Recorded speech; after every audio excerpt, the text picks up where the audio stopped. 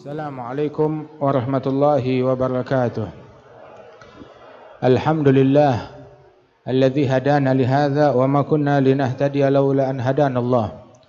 Allahumma salli wa sallim ala sayidina Muhammadin miftahi babi rahmatillah adada ma fi ilmillah salatan wa salaman daimaini bidawami mulkillah wa ala alihi wa sahbihi wa mawalah ma ba'd. Kita bersyukur kepada Allah Subhanahu wa taala pada malam hari yang mulia ini. Di malam 12 Rabiul Awal kita berkumpul di Masjid Al-Isra memperingati Maulid Nabi besar Muhammad sallallahu alaihi wa alihi wasallam. Rasulullah sallallahu alaihi wa alihi wasallam makhluk yang paling afdal, manusia yang paling mulia. Sehingga sebagaimana disebutkan wa afdalul khalqi 'alal itlaqi nabiyyuna famil 'anil shigagi. Makhluk yang paling afdal secara mutlak adalah nabi kita, Nabi besar Muhammad sallallahu alaihi wasallam. Famil 'anil shigag, dan setiap orang yang berkeyakinan berbeda akan hal ini, maka dia telah salah, dia telah keliru. Allah taala tidak menciptakan makhluk yang lebih agung melebihi Nabi Muhammad. Tidak menciptakan makhluk, baik itu manusia, nabi, rasul, malaikat, siapapun juga, tidak ada yang lebih mulia daripada Rasulullah. Enggak ada yang lebih disayang oleh Allah melebihi Nabi Muhammad. Tidak ada yang lebih agung kedudukannya melebihi Nabi besar Muhammad sallallahu alaihi wasallam. Bahkan Nabi Musa apabila beliau di dalam doanya minta kepada Allah Subhanahu wa taala, Rabbi shrah li sadri wa yassir li amri wahlul 'uqdatam min lisani yafqahu qawli, doa kepada Allah taala untuk dilapangkan hatinya, minta ini itu kepada Allah taala. Namun Nabi Muhammad belum meminta, Allah taala sudah memberikan anugerah tanpa Rasul memintanya. Allah taala berfirman, alam nashrah laka sadrak wa wada'na anka wizrak alladhi anqadha dhahrak wa rafa'na laka dzikrak. Tanpa meminta diberikan oleh Allah Subhanahu wa taala Nabi Muhammad sallallahu alaihi wasallam. Dan Allah taala di dalam Al-Qur'an berapa banyak pujian untuk Nabi besar Muhammad sallallahu alaihi wasallam. Pujian Allah untuk Nabi Muhammad di Quran banyak banget. Allah taala di dalam Al-Qur'an menyebut dadanya Nabi Muhammad, alam nashrah laka sadrak. Menyebut punggung atau bagian belakangnya Rasulullah, wa wada'na 'anka wizrak alladhi anqadha dhahrak wa rafa'na laka dzikrak. Allah Subhanahu wa taala di dalam Al-Qur'an menyebut wajahnya Nabi Muhammad, qad nara taqallubannaka qiblatan tardaha. Kami telah melihat bagaimana wajahmu yang melihat-lihat ke langit, menantikan wahyu yang turun. Malaikat Jibril yang datang membawa wahyu dari Allah Subhanahu wa taala. Wahyu akan apa? Akan arah kiblat. Dulu kiblat tuh Nabi Muhammad menghadapnya ke Ka'bah sekaligus Baitul Maqdis. Waktu di Mekah, Nabi ngadep ke Ka'bah sekaligus ngadep ke Baitul Maqdis. Begitu. Namun ketika hijrah ke Madinah Al-Munawwarah, maka otomatis Madinah posisinya berada di antara Mekah dan Baitul Maqdis. Sehingga kalau ngadep ke Ka'bah, ngebelakangin Baitul Maqdis. Ngadep ke Baitul Maqdis, ngebelakangin Ka'bah. Dan Ka'bah dan kiblat saat di zaman tersebut dan dari sebelumnya arahnya semua ke Baitul Maqdis. Tapi Rasulullah memilih waktu di Mekah ngadep Ka'bah sekaligus ngadep Baitul Maqdis. Salatnya itu dari tepi Ruknul Yamani, dari arah situ salatnya Rasulullah sallallahu alaihi wasallam, sehingga sekaligus ngadep ke Ka'bah dan Baitul Maqdis. Namun ketika hijrah ke Madinah nggak bisa hal tersebut. Maka mau nggak mau ngebelakangin Ka'bah ngadep ke Baitul Maqdis. Menanti-nantikan wahyu dari Allah Subhanahu wa taala, pengen agar kiblat ngadepnya ke Ka'bah. Sehingga Allah taala seraya menurunkan firman-Nya, qad nara taqalluba wajhika fis sama. Tapi Nabi Muhammad tidak minta kepada Allah, hanya mukanya aja kali ada wahyu dari Allah turun memindahkan arah kiblat. Baru berpikir begitu aja, Wajahnya ngelihat menanti-nantikan wahyu, langsung Allah Ta'ala kirim malaikat Jibril. Gad nara taqalluba wajhika. Allah Ta'ala berfirman, kami melihat wajahmu yang menengok-nengok, menanti-nantikan perintah dari Allah Ta'ala, menanti-nantikan wahyu. Falanuwalliyannaka qiblatan tardaha. Kami akan arahkan engkau kepada kiblat yang engkau senang. Masya Allah. Kita kalau kiblat bagaimana? Kita ngadep kiblat ke arah yang mana? Ke arah Ka'bah. Tetapi Allah Ta'ala menjadikan kiblat ke arah Ka'bah karena Rasul senang. Subhanallah. Karena Rasul suka. Karena Rasulullah ridha. Dia jadikan kiblat ke Ka'bah. Jadi sebelumnya kiblat bukan ke Ka'bah. Jadi kiblatnya kita ke arah yang Rasulullah suka, ke arah yang Rasulullah senang. Nah sekarang pertanyaan, Rasulullah dengan Ka'bah mana lebih agung? Ya Nabi Muhammad Sallallahu Alaihi Wasallam. Kalau bukan Nabi Muhammad kita nggak ngadep Ka'bah. Kalau bukan Nabi Muhammad kita nggak ngadep Ka'bah. Kalau Nabi Anda suka ngadep kiblatnya ke barat, ke timur, ke utara, ke selatan. Yang Rasulullah senang, kesitulah kiblat kita. Diarahkan oleh Allah. Falanuwalliyannaka qiblatan tardaha. Kami arahkan engkau ke kiblat yang kau ridha. Rasulullah ridhanya, senangnya, sukanya ke Ka'bah, maka kita kiblat kita ngadep ke arah Ka'bah. Makanya sungguh picik pikiran orang yang pergi berziarah ke makam Nabi Muhammad. Terus sudah begitu, waktu di hadapan wajah Rasulullah, begitu doa, nggak boleh ngadep Nabi, doanya ngadep ke Ka'bah. Depan Nabi dipantatin Rasulullah, dia ngadep ke Ka'bah. Ini orang picik. Kita ngadep Ka'bah karena Rasul senang. Kalau bukan Nabi Muhammad, kita nggak ngadep Ka'bah. Kita kenal Ka'bah karena Nabi besar Muhammad Sallallahu Alaihi Wasallam. Wah, kata. Sehingga kita sekarang kalau ngomong sama orang, ya. Apakah ketika kita bicara dengan orang-orang, tahu-tahu di belakang ini saya lagi ngomong begini, tahu-tahu saya pantatin hadirin, saya ngadep ke Ka'bah, sopan kagak? Kagak sopan. Ini ziarah Nabi Muhammad, dipantatin Nabi, ngadep ke belakang. Ini pembodohan. Karena orang-orang tersebut tidak punya penghormatan kepada Rasulullah Sallallahu Alaihi Wasallam. Ketahuilah, kita diperintahkan di dalam Al-Quran untuk datangnya kemana? Kalau lagi punya dosa, punya masalah, punya problem, suruh datang kepada Nabi Muhammad. Sehingga Allah Subhanahu wa Ta'ala berfirman di dalam Al-Quran, walau annahum idh zalamu anfusahum ja'uka. Apabila mereka berbuat kezaliman, menzalimi diri sendiri dengan berbuat dosa. Orang kalau bikin dosa, ngezalimin siapa? Ngezalimin Allah? Bukan. Dia bikin dosa, apakah dia menjahati Allah? Dia melukai Allah? Tidak. Dia kalau bikin dosa, melukai dirinya sendiri, membinasakan dirinya sendiri, menghancurkan dirinya sendiri. Bukan membinasakan, bukan menghancurkan Allah, bukan merugikan Allah. Dosa kita tidak merugikan Allah, tetapi merugikan diri kita sendiri. Allah Ta'ala berfirman, walau annahum idzalamu anfusahum. Andaikan ketika mereka menzalimi diri sendiri dengan perbuatan dosa. Terus kita bikin dosa. Orang bikin dosa. Banyak orang pakai anting, tatoan, udah gitu tatonya bukan di badan, tatonya di jidat. Mau ke masjid malu, sungkan, ya kan? Udah gitu masyarakat kita juga ngelihat orang begini malah diusir dari masjid.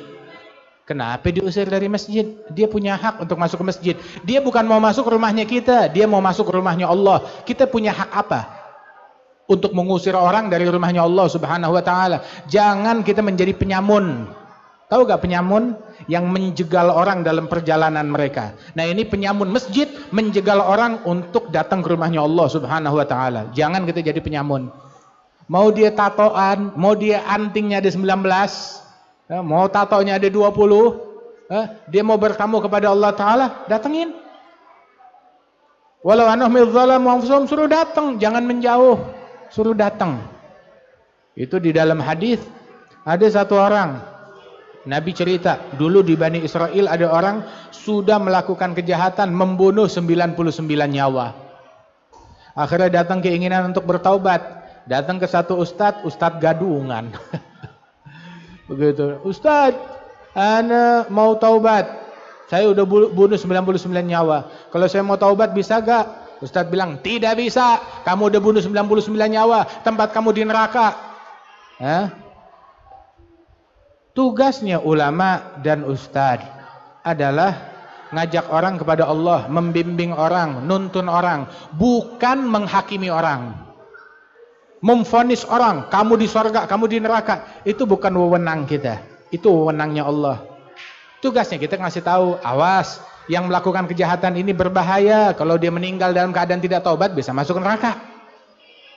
Bukan memvonis, kamu di surga, kamu di neraka. Itu bukan wewenang kita. Sungguh hal yang semacam itu adalah penipuan atas nama Allah Subhanahu wa taala. Kamu lakukan ini, kamu di neraka. Kamu di neraka, kamu. Itu bukan tugas kita memvonis orang. Ngasih tahu orang boleh. Mewaspadai dari perbuatan neraka, perbuatan yang maksiat boleh. Tapi memvonis orang bukan tugas kita. Ini dia bilang saya udah bunuh 99 nyawa. Kalau saya mau taubat bisa gak? Bilang enak aja mau taubat, tempat kamu di neraka. Gak bisa. Ya kalau begitu saya genapin deh jadi 100 ustadznya dibunuh. Ini dalam Sahih Bukhari Nabi cerita. Hingga akhirnya penjahat itu timbul lagi keinginan. Setelah sekian lama, udah saya mau taubat, dunia didatengin. Bilang ya Ustadz, saya udah bunuh 100 nyawa, kalau saya mau taubat bisa gak? Bilang bisa. Bisa. Orang mau taubat, kenapa ditolak taubatnya orang?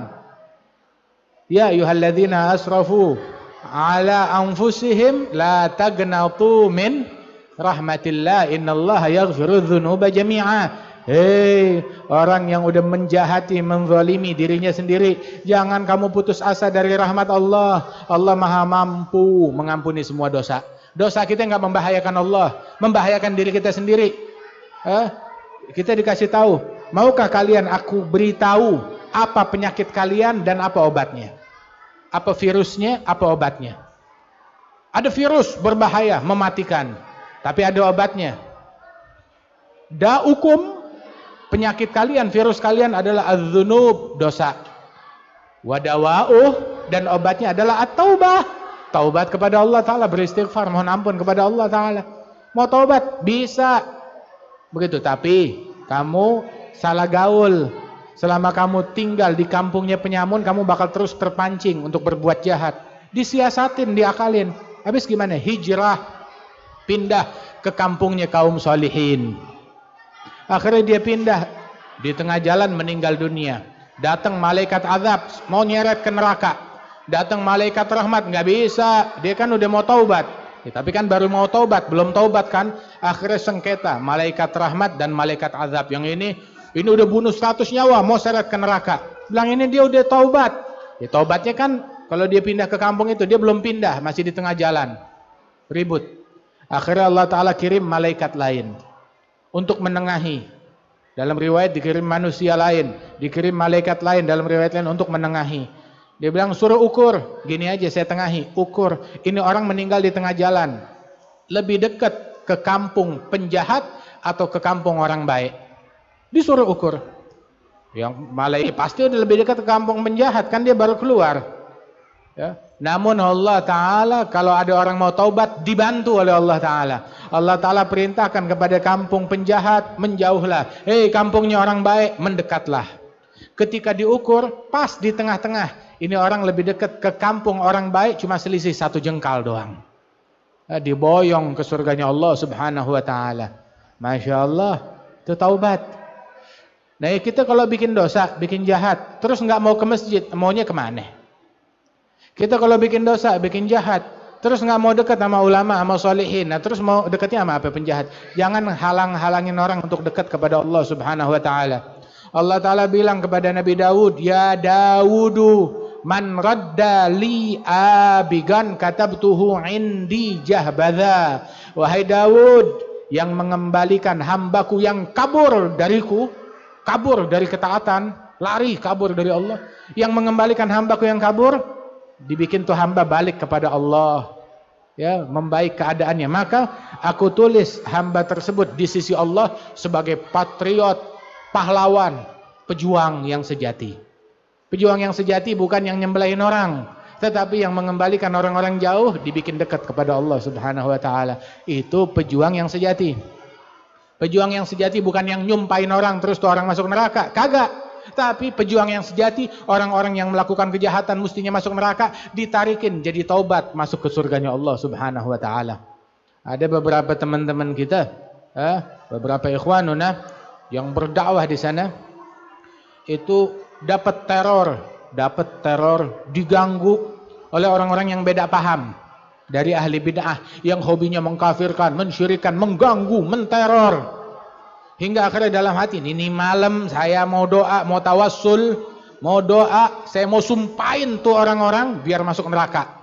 Baru mau nyumpahin begitu, tahu-tahu telepon bunyi. Telepon rumah bunyi, kering. Nggak taunya yang telepon Al-Habib Muhammad bin Abdullah Al-Haddar, guru kami dan guru daripada guru kami. Al-Habib Muhammad bilang, ya fulan, naam ya Habib, naam ya Sayyidi.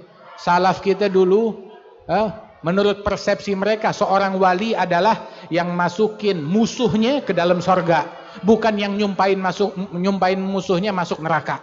Itu wali itu begitu, yang nyumpahin musuhnya ditarik ke sorga, bukan yang jurakin musuhnya ke neraka. Ngerti gak? Naam Habib, maafin. Assalamualaikum, ditutup lagi. Ya. Padahal baru ngomong dalam hati, niat udah ditelepon. Masya Allah, syuyukh. Begitu. Beruntung orang yang punya guru. Syekh Arif Makin, orang-orang yang mulia radhiyallahu anhum ajma'in. Allah Ta'ala bilang kalau kita punya dosa, ayo datengin Rasulullah, mendekat, jangan menjauh. Jangan malah kita makin jauh, makin nyungsep di neraka. Walau annahum idzalamu anfusahum, kalau mereka bikin maksiat, bikin dosa, ja'uka, datang kepada engkau, kepada Nabi Muhammad. Datang kepada Nabi, dekat ke ziarah masjid sunnah, ziarah Nabi bid'ah. Gak boleh. Ziarah masjid tauhid, ziarah Nabi syirik. Dibodohin kita. Di masjid, namanya masjid apa? Masjid Nabawi. Masjid Nabawi, masjidnya Nabi Muhammad, dibangun nama Nabi. Kalau bukan Nabi yang bangun, siapa yang mau ke situ? Kalau di situ nggak ada jasadnya Nabi, siapa yang mau ke situ? Kita ke situ karena Nabi sholat di situ, Nabi tinggal di situ, Nabi khutbah di situ, Nabi duduk di situ, Nabi baring di situ, Nabi wafat di situ, Nabi dikubur di situ, Nabi berjuang di situ. Kita ke situ karena di situ ada Nabi Muhammad. Kalau di situ nggak ada Nabi Muhammad, siapa yang mau datang ke negeri padang pasir?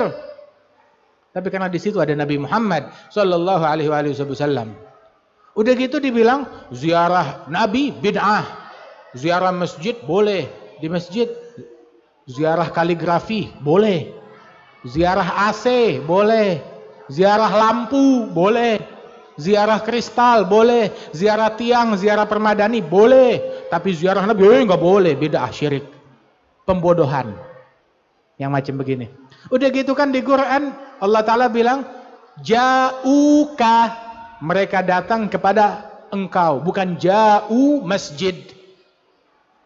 Ja'uka, bikin dosa, datang kepada engkau, kepada Nabi Muhammad sallallahu alaihi wasallam. Ja'uka. Oh, ini waktu Nabi masih hidup. Nah, terus kenapa nggak dihapus ayatnya? Kan masih ada. Dibacakan ayatnya sama kita kan? Terus dilantunkan kan? Nabi bilang al-anbiya ahya fi quburihim yusallun. Para nabi-nabi hidup di kuburan mereka, mereka sholat, mereka doa. Bahkan Rasul sallallahu alaihi wasallam beliau bilang manzarani maitan, wafatku sama seperti dia datang kepadaku ketika aku masih hidup, kata Rasulullah sallallahu alaihi wasallam. Dan lihat hebatnya Nabi Muhammad. Bikin dosa, kamu datang ke Muhammad. Bikin dosa, kamu datang ke Tawwaban Rahimah. Dia akan menemukan Allah. Dia datang ke Nabi Muhammad dalam keadaan memohon ampun dan Rasul mendoakan dia. Maka dia datang ke Nabi Muhammad, apa yang dia dapati? Apa yang ditemui? Dia menemukan Allah Maha Pengampun dan Maha Penyayang. Subhanallah. Wah, ini omongan syirik. Bilang omongannya bukan syirik. Otak ente yang ngeres. Otaknya yang ngeres. Itu di dalam hadis yang lain. Itu Allah Ta'ala berfirman dalam hadis qudsi kepada hamba-hambanya besok di hari kiamat, abdi maridtu walam tazurni. Hambaku, saya sakit tapi kamu gak nengokin saya. Maka si hamba bilang, ya Allah, bagaimana kamu bisa sakit? Anta Rabbul Alamin, kamu Tuhan alam semesta. Maka Allah Ta'ala jawab, marida abdi fulan lau udtahu lawajadtani induh. Yang sakit hambaku, kekasihku fulan, kalau engkau jenguk dia, engkau bakal temui aku ada bersama dia. Abdi, hambaku, ju'tu falam tut'imni. Hambaku, aku lapar, kamu nggak saya kasih saya makan. Hambaku, aku haus, kamu nggak kasih saya minum. Hambaku, aku nggak berpakaian, kamu nggak berikan saya pakaian. Bilang, ya Allah, bagaimana kamu bisa lapar, kamu bisa haus, kamu bisa nggak berpakaian? Kan kamu Tuhan Rabbul Alamin. Maka Allah Ta'ala bilang, yang lapar hambaku, kekasihku, waliku. Yang haus dia, yang nggak punya pakaian dia. Andaikan engkau beri dia makan, beri dia minum, beri dia pakaian, engkau bakal dapati aku bersama dia. Kata Allah Subhanahu wa Ta'ala. Nggak ada yang syirik di sini. Ya. Dekat kepada Nabi Muhammad, maka dia akan menemukan ampunan Allah di situ, anugerah Allah di situ, kebersamaan Allah di situ. Allah bersama Nabi Muhammad. Betul apa kagak? Wah, ini omongan berlebihan. Dalam Al-Quran, innallaha ma'alladzina tagaw walladzina hum muhsinun. Allah bersama orang-orang yang bertakwa dan yang berbuat ihsan. Dalam ayat yang lain, innallaha ma'as sabirin. Allah bersama orang-orang yang bersabar. Emang orang kalau pikirannya ngeres, apa aja begitu demennya ngatain bid'ah syirik, bid'ah syirik, bid'ah syirik. Sampai dia ngaji, taunya begitu doang. Taunya buat ngebidahin orang, buat ngesyirikin orang. Sampai sebagian tahu gak? Datang ke bapaknya, ke ibunya. Bapak, ibu, ngucap lagi 2 kalimat syahadat. Kenapa? Sebab bapak ibu keluar dari Islam. Loh kok bisa? Ya, dengan berbuat syirik. Syirik apaan? Hadir maulid Nabi Muhammad. Bikin maulid. Jadi syirik. Ayo sekarang nyebut 2 kalimat syahadat. Dipaksa bapak ibunya. Sama anaknya, padahal anaknya baru belajar ngaji. Begitu. Akhirnya mau dipaksa, bapaknya ngucap lagi. Asyhadu alla ilaha illallah, asyhadu anna Muhammadar Rasulullah. Makin ngelunjak bapak ibu. Ya, karena bapak ibu ya bikin maulid berarti udah syirik, keluar dari Islam, walaupun sekarang udah balik lagi, tapi nikah bapak sama ibu batal, kagak sah. Ya, jadi mesti diulang lagi nikahnya. Akhirnya si bapak sama si ibu nyaut, tong, kalau nikah gua sama mak lu nggak sah, lu anak siapa? Lu anak apa? Lu anak zina? Na'udzubillahi min dzalik. Doyan mengkafirkan orang, doyan mensyirikkan orang. Islam ngajarin orang kepada tauhid, bukan untuk mensyirikkan, mentauhidkan umat, bukan mensyirikkan. Banyak orang mengklaim kami adalah orang bertauhid. Bertauhid dengan mensyirikkan orang. Itu bukan tauhidnya Nabi. Kami bersunnah dengan membid'ahkan orang, itu sunnahnya iblis, bukan sunnahnya Nabi Muhammad sallallahu alaihi wasallam. Kita diajar ngislamin orang, bukan ngafirkan orang. Sunnahkan orang, bukan bid'ahkan orang. Tauhidkan orang, bukan syirikkan orang. Itu sunnahnya Nabi Muhammad. Ngatain, mencaci, memaki, sunnahnya siapa? Sunnahnya Nabi. Yang mencela, yang mencaci, yang mencemooh, yang mengejek, itu ajarannya siapa? Dari dulu itu ajarannya iblis, ajarannya setan, ajarannya orang kafir, ajarannya mereka.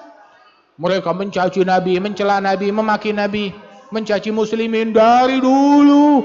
Bukan cuma 1, ribuan yang kayak begitu. mencaci, mendustakan. Dari dulu yang seperti itu banyak kerjaannya mereka. Tapi kita orang Islam, kerjaan kita bukan mencaci, kerjaan kita bukan memaki, kerjaan kita bukan mengkafirkan, bukan membedakan, bukan mensyirikkan. Emang dasar mulut orang tuh rezekinya lain-lain, beda-beda. Ada yang rezeki mulutnya sholawatan kayak kita. Ya Rabbi salli ala Muhammad, Ya Rabbi salli alaihi wasallim, Ya Rabbi salli ala Muhammad, Ya Rabbi ballighul wasila, Ya Rabbi salli ala Muhammad, Ya Rabbi khussah bil fadilah, Ya Rabbi salli ala Muhammad, Ya Rabbi warda 'anis sahaba, Ya Rabbi salli ala Muhammad, Ya Rabbi farham walidina, Ya Rabbi salli ala Muhammad, Ya Rabbi ballighna nazuruh, Ya Rabbi salli ala Muhammad, Ya Rabbi taghshana binurih, Ya Rabbi salli ala Muhammad, Ya Rabbi nakhtim bil musyaffa'. Rezekinya orang lain-lain. Ada yang rezekinya sholawatan, zikir, istighfar. Rezeki mulutnya, nasib mulutnya begitu. Ada juga yang nasib mulutnya apes. Ngatain, mencaci, membedakan, mensyirikkan. Udah nggak mau sholawat, ngatain orang yang sholawat. Udah nggak mau hadir, ngatain orang yang hadir. Emang apes nasib, ya biarin aja udah. Kita mau urusan kita. Lu maki, gua nggak maki. Lu mencaci, kita nggak mencaci.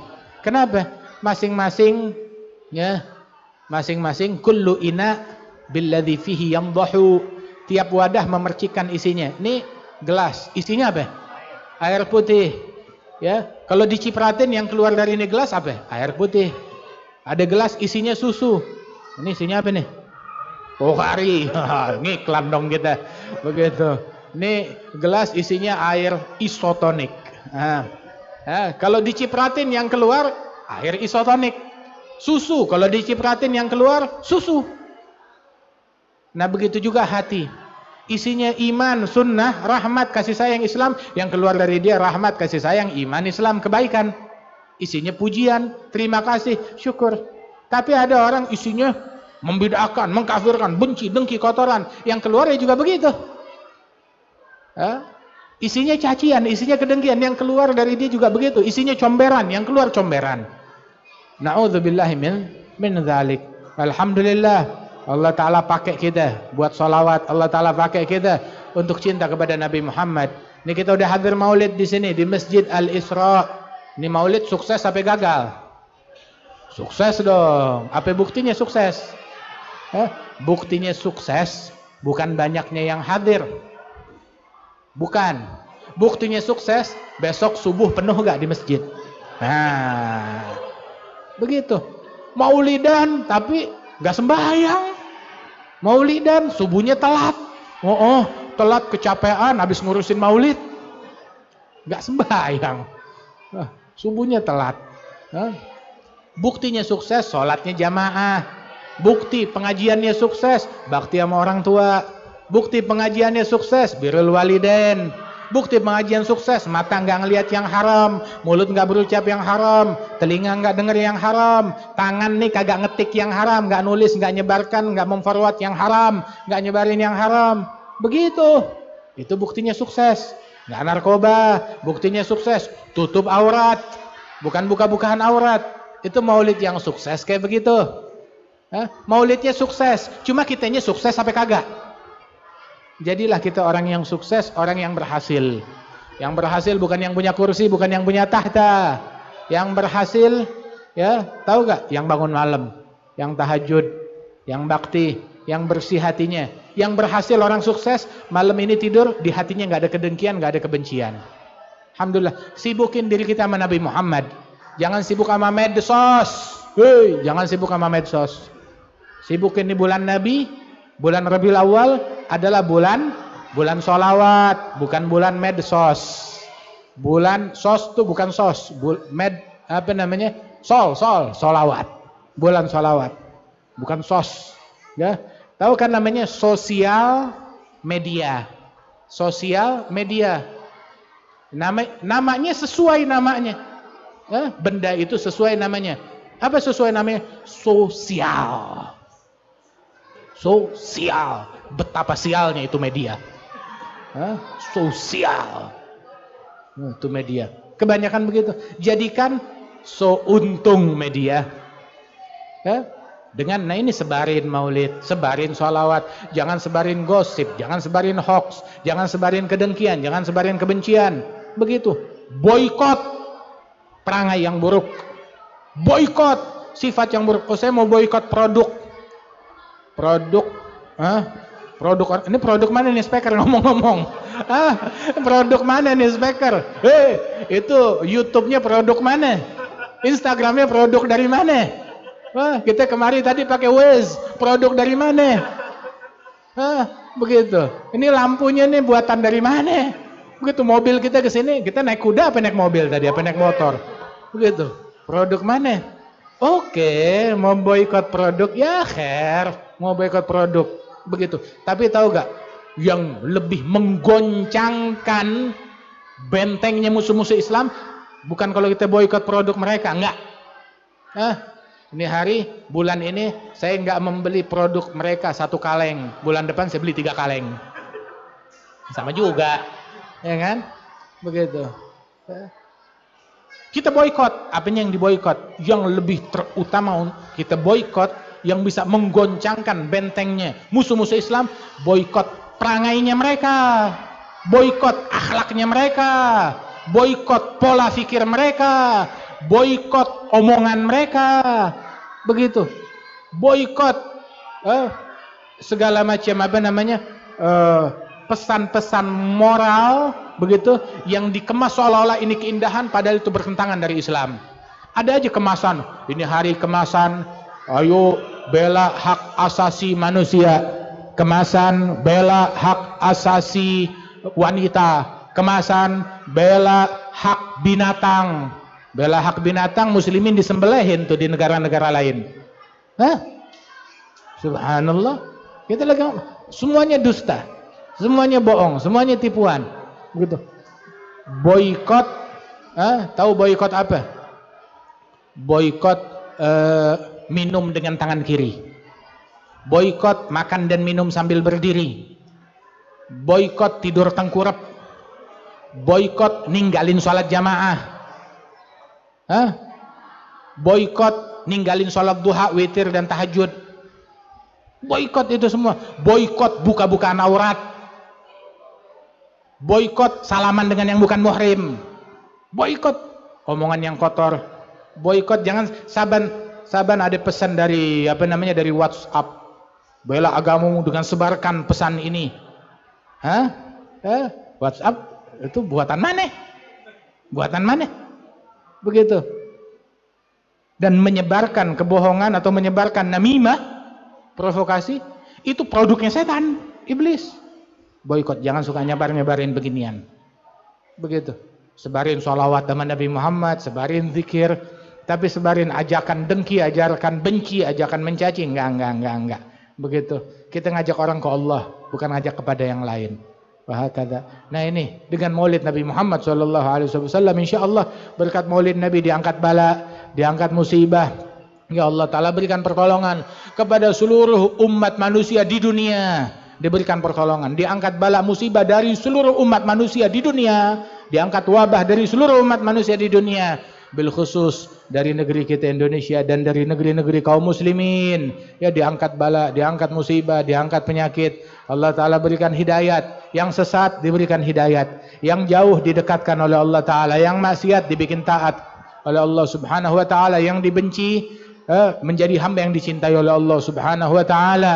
Dan kita yang semua yang hadir menjadi penyambung manusia kepada Allah Ta'ala, memediasi manusia untuk dekat kepada Allah, untuk taqwa, untuk istiqamah. Amin ya rabbal alamin. Allahumma ya man waffaqa ahlal khair lil khair wa a'anahum alaihi waffiqna lil khair wa a'inna alaihi bi rahmatika ya arhamar rahimin. Ij'al jam'ana hadha jam'an marhuma, tafarruqana min ba'dihi tafarruqan ma'suma, wa la taj'al fina wa la minna wa la ma'ana syaqiyyan wa la mahruma برحمتك يا أرحم الراحمين. إذا توفيتنا فتوفنا مسلمين مؤمنين واختم لنا منك بخير أجمعين. وصلي وسلم على هذا الحبيب المحبوب للأجسام والأرواح والقلوب وعلى آله وصحبه ومن إليه منسوب. وآخر دعوانا أن الحمد لله رب العالمين بسر الفاتحة.